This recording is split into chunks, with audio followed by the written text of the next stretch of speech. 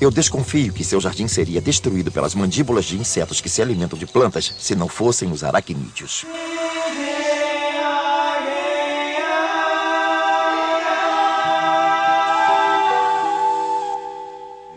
O mundo secreto dos jardins. Aranhas. Distribuição Sinapse.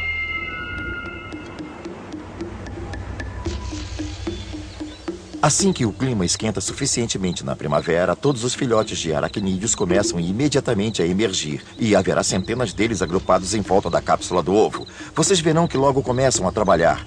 Surgirão pequenas teias em torno dessas cápsulas e, aos poucos, as aranhas tecerão outras por todo o jardim a fim de estabelecer o próprio espaço. Algumas pessoas reagem negativamente a isso. Quando veem grupamentos de talvez 200 ou 300 filhotes, pensam: nossa, quantas aranhas! Mas eu sei que quando esses pequenos se dispersam pelo seu jardim, certamente há um controle de insetos em níveis incríveis. Eles serão os salvadores do seu jardim. Quando as aranhas começam a surgir, são, é claro, bem pequenininhas, com um corpo muito macio e vivem em grupos, isto é, são um alvo fácil para os predadores. Os louva-a-Deus e os pássaros podem rapidamente experimentar um bom lote de aranhas. Por isso, não é bom se agruparem por muito tempo. É muito importante que se dispersem bem depressa antes que sejam todas devoradas.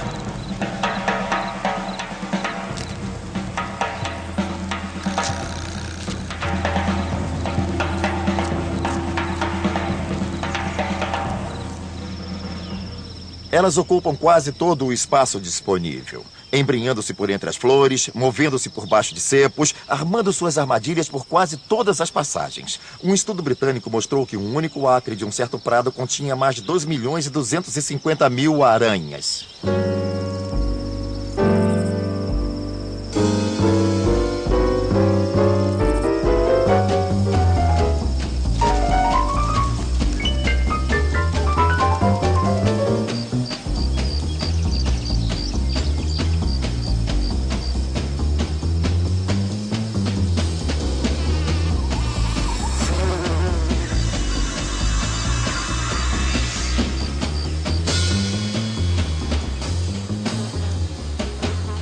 O crescimento das aranhas depende de duas coisas: da temperatura, que determina o nível de atividade, e do sucesso de suas caçadas.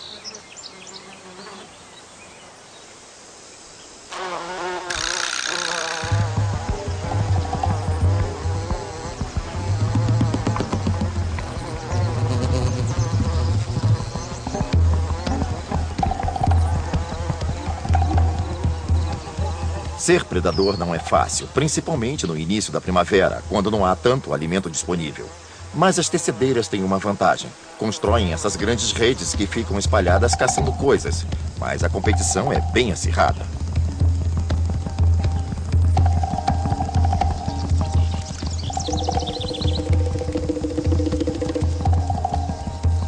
Não esqueça, as aranhas se alimentam basicamente de insetos. E insetos têm entranhas, digamos, bem macias, mas o corpo é coberto por uma crosta dura e cascuda.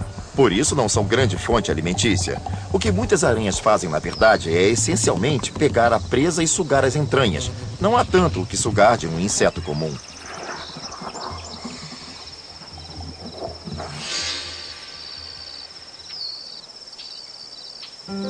A teia é a estrutura central da vida da aranha. Tem que estar intacta para trabalhar bem.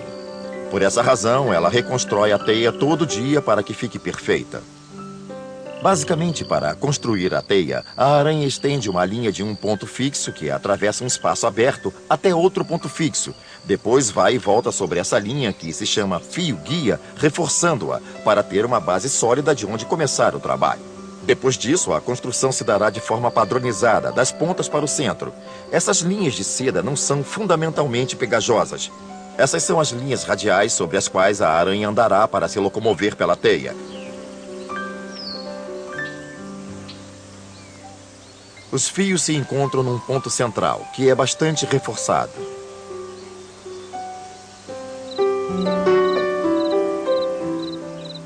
Há linhas circulares que se fecham em volta do centro para firmar essas linhas radiais.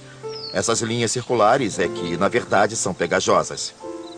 Isso dá à aranha a habilidade de se mover facilmente pela teia, andando pelas linhas radiais, mas evitando as perigosas linhas circulares.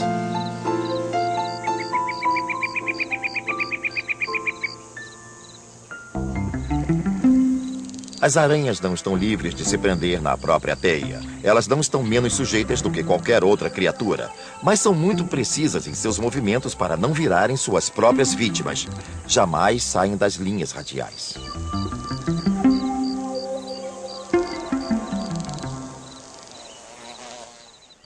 Quando olhamos uma teia, observamos que a aranha tem uma zona livre central onde pode se locomover com bastante facilidade. Essa estrutura estendida em torno de si forma um intrincado sistema de estradas que só a aranha sabe percorrer. If you're stringing me along, it really isn't wrong. You won't hear me ever complain. I won't sing a sad song. Just string me along. If a little web you spin, I'll just smile and grin. At least I know I'm still in the game. I'll keep coming on strong. Just string me along. I'm so happy just to be by your side. I won't holler and shout. Even if you're stringing me a line, you might say I'm all strung out. If you're stringing me along, it really isn't wrong. As aranhas são muito sensíveis a tudo que ocorre na teia. Elas ficam lá, à espreita, as patas tocando as linhas radiais de forma a sentir qualquer vibração, por menos que seja. São tão sensíveis que podem facilmente distinguir entre uma mosca ou qualquer outro inseto e uma criatura grande como eu que esteja querendo enganá-la.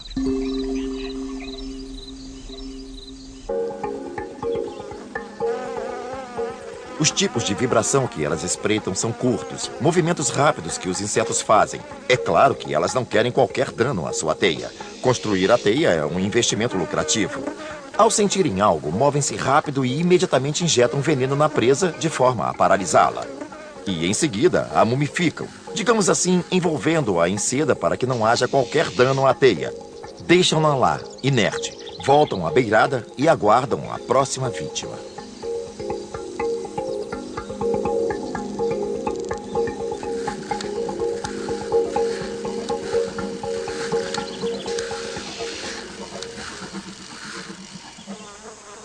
Muitos insetos têm incríveis taxas reprodutivas. Existem muitas por aí abundantemente. E o que limita essa abundância é o efeito dos predadores.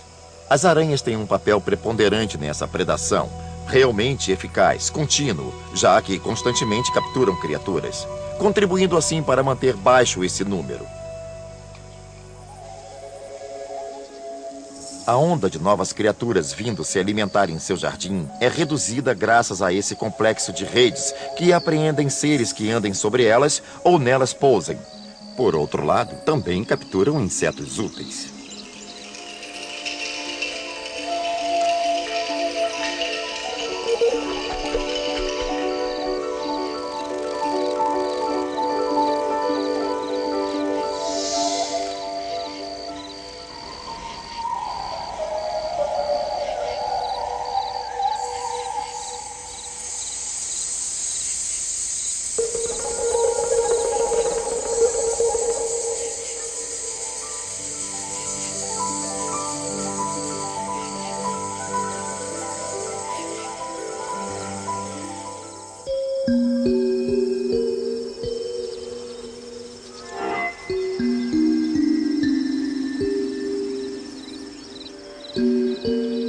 Aranhas existem para matar.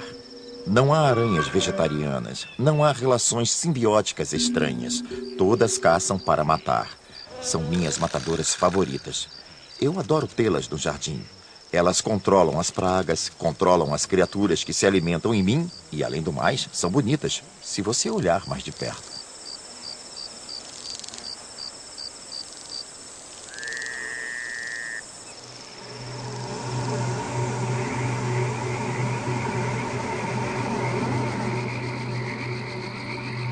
Aranhas não têm hora de trabalho, ficam em alerta 24 horas por dia.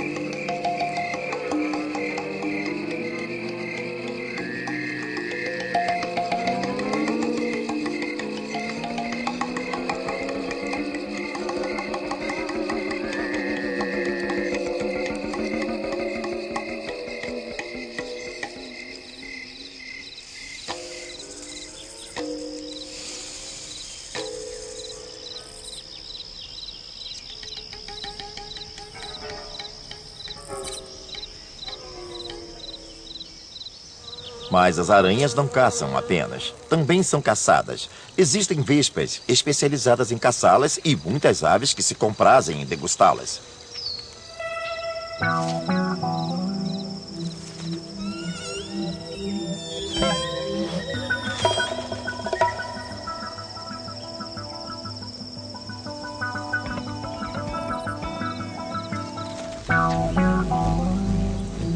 Beija-flores e outros pássaros atacam seletivamente por causa das teias. Roubam as teias para usá-las como material de construção de ninhos. Essa rede é cerca de 5 vezes mais forte do que o aço. É um material forte, elástico, que se compacta facilmente. No caso dos beija-flores, é assim que eles fazem seus belos ninhos abaulados.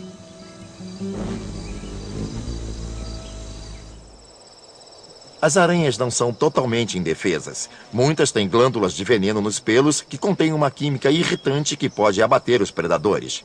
Se um passarinho ou um camundongo encher a boca com esses pelos, provavelmente não vai querer comer uma aranha novamente por um bom tempo. Ao vermos uma aranha peluda, podemos ter certeza de que essa criatura tem receptores sensíveis ao toque. Um leve toque nos pelos ou um leve deslocamento de ar podem ser detectados. É pelo sentido que as aranhas garantem seu lugar no mundo.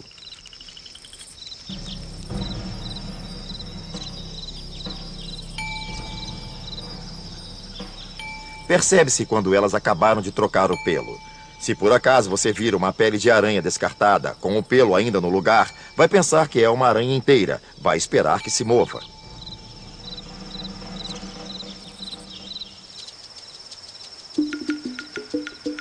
Emboscado em seu jardim, há um predador mortal aguardando a chance de caçar. As emboscadeiras. São aranhas que dependem da rapidez e da ação furtiva. Em vez de tentar pegar a presa no ar, elas deitam e aguardam insetos voadores se aproximarem para capturá-los.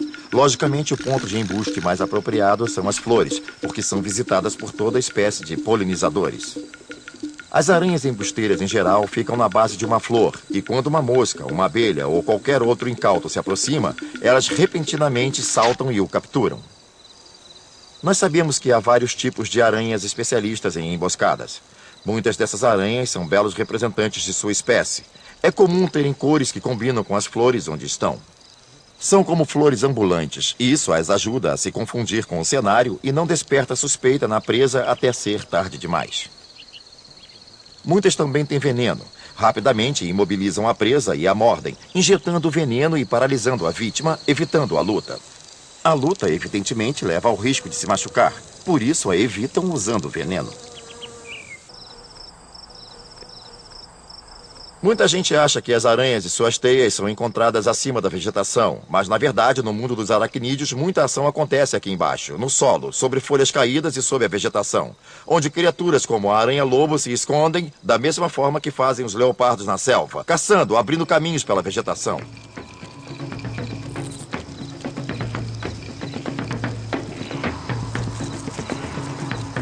Elas têm essas grandes presas e possuem olhos muito interessantes, quase expressivos, além de outros para a visão periférica no topo da cabeça.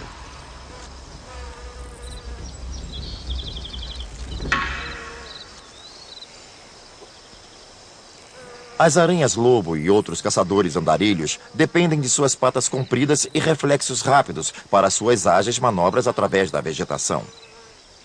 Uma coisa maravilhosa a respeito das aranhas-lobo é que, além de serem residentes de longa estada em seu jardim, são mais maternais do que qualquer outro aracnídeo. Como resistem mais ao inverno, se produzirem filhotes, ainda estarão vivas na época em que serão chocados e poderão efetivamente participar da criação deles. Os filhotes ficarão agarrados à mãe, acomodados entre os pelos do abdômen, protegidos de predadores e parasitas, ali se desenvolvendo até estarem preparados para sair e cuidarem de si.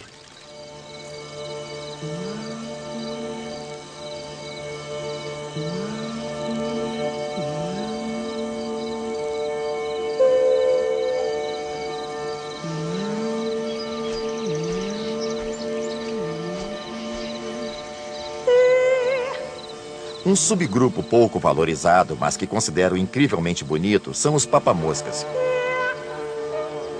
São provavelmente os mais expressivos aracnídeos. Movem-se rápido, mudam de posição o tempo todo. Sempre que você se move, eles se movem com você. Mas é difícil observá-los, porque mesmo quando fixados num lugar, de repente simplesmente desaparecem. Eles têm um sistema de músculos impulsores que permite que rapidamente saltem de um lado a outro.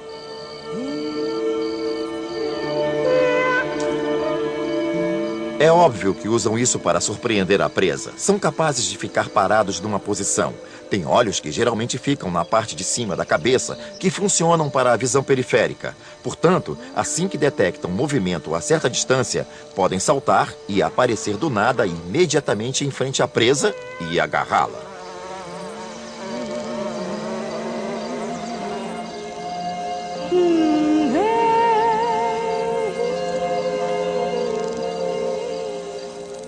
Eu desconfio que não observam detalhes. O que precisam ver é o movimento.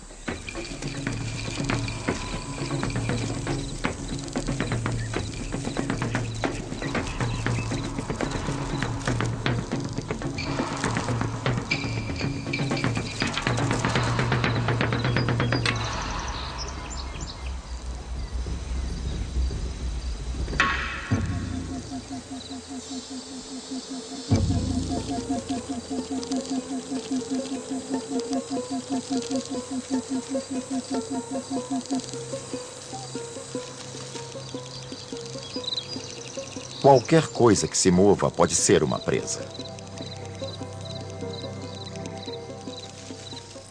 E uma das melhores defesas para essas criaturas é permanecer absolutamente imóvel. Se não se moverem, os predadores não as localizarão. Por isso, esses aracnídeos podem nem saber que eles estão ali. Mas se tiverem um pequeno deslize e mexerem uma pata, pode ser fim de jogo. Se você pensar bem, o jardim é um mundo em miniatura onde ocorrem diferentes tipos de atividades. O topo das hastes das plantas funciona como uma espécie de dossel, mas provavelmente uma das mais interessantes áreas fica bem na superfície do solo, onde existe um outro mundo. Por entre a folhagem espalhada, palpita vida intensa.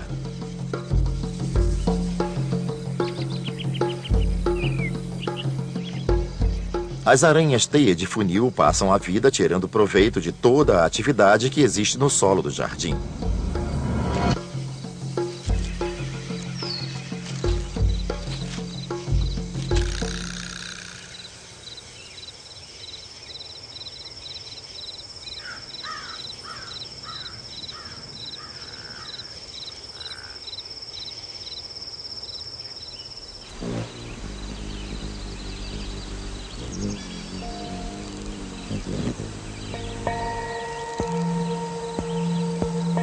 A seda da aranha tem de ser extremamente forte, porque é construída num ambiente em que fica exposta a tudo, a muito vento, a criaturas que esbarram e a intempéries.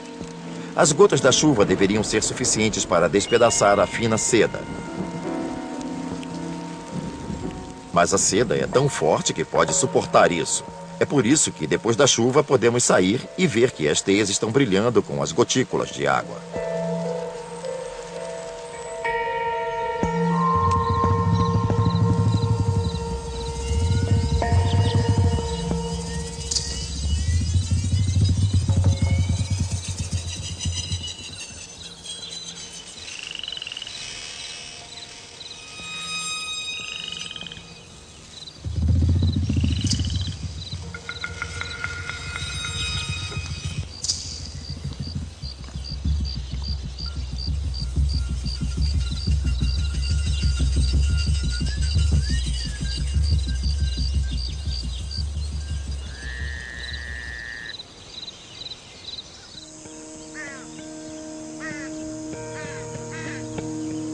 Uma das coisas que fazem as aranhas serem especiais é a habilidade de produzir a seda, e todas podem fazê-lo. Elas também podem alterar a substância da seda, podem fazê-la pegajosa ou não, podem fazê-la mais forte ou mais frágil, mais grossa ou mais fina. Elas têm controle total sobre isso, e usam essa seda para quase tudo. Uma coisa importante que fazem com a seda é usá-la para proteger seus filhotes. Quando chega o inverno, é hora de as aranhas desovarem. Para proteger esses ovos, elas os embrulham numa espécie de saco de seda. Isso os deixa secos e confortavelmente protegidos do pior que o inverno possa proporcionar.